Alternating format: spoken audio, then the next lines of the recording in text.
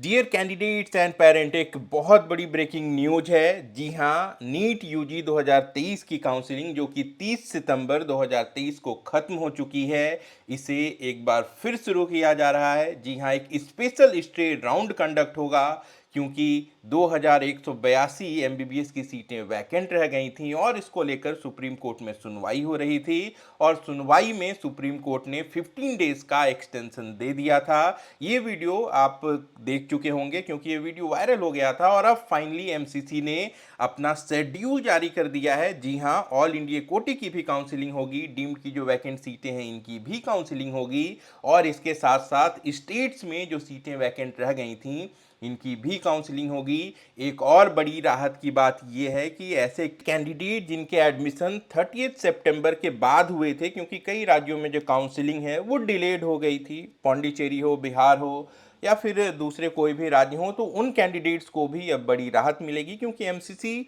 खुद ही काउंसलिंग करा रहा है। तो जो एनएमसी की नोटिस आई थी कि उनके एडमिशन्स इनवैलिड हो गए हैं, वो अब मान्य नहीं रहेगी। जी हाँ, जो भी एडमिशन बाद में हुए हैं, थ्रू काउंसलिंग हुए हैं, वो सब वैलिडेट हो जाएंगे। तो आइए जल्दी से एमसीसी का शेड्यूल देख लेते हैं, इसके बाद स्टेट का भी शेड्यूल देखेंगे और साथ में आपको यह भी बताऊंगा कि एनएमसी ने इस शेड्यूल में गलती कहाँ पे की है। तो सबसे पहले बात करें रजिस्ट्रेशंस की, तो रजिस्ट्रेशंस आज से ही यानी कि 31 अक्टूबर से शुरू होंगे। 5 नवंबर लास्ट डेट है रजिस्ट्रेशन की। साथ साथ आपको वहां पे सिक्योरिटी डिपॉजिट का भी पेमेंट कर लेना है। 1 नवंबर से लेके 5 नवंबर तक आप चॉइस फिलिंग कर सकते हैं। 7 नवंबर को रिजल्ट आ जाएगा और जो रिपोर्टिंग है इसके लिए 8 नवंबर से लेके 15 नवंबर तक का 8 दिनों का समय दिया गया है। लेकिन जो 15 नवंबर है यही लास्ट डेट भी है, चाहे स्टेट की काउंसलिंग हो या फिर एमसीसी की काउंसलिंग हो, आपकी जो लास्ट डेट है वो 15 नवंबर 2023 रहेगी।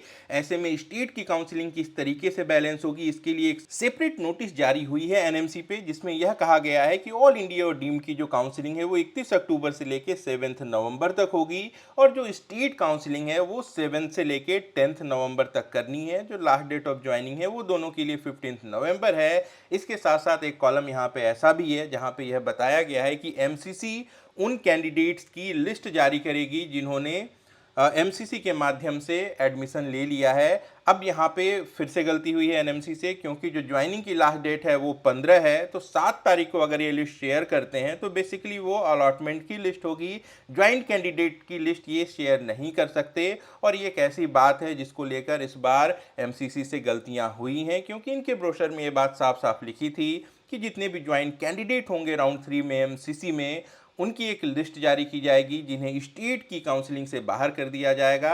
ऐसा बिल्कुल भी नहीं हुआ। तो काउंसलिंग की दृष्टि से 2023 एक खराब साल था, बहुत ज़्यादा सीट ब्लॉकिंग भी हुई, लेकिन इस पर डिस्कशन हम बाद में कर लेंगे।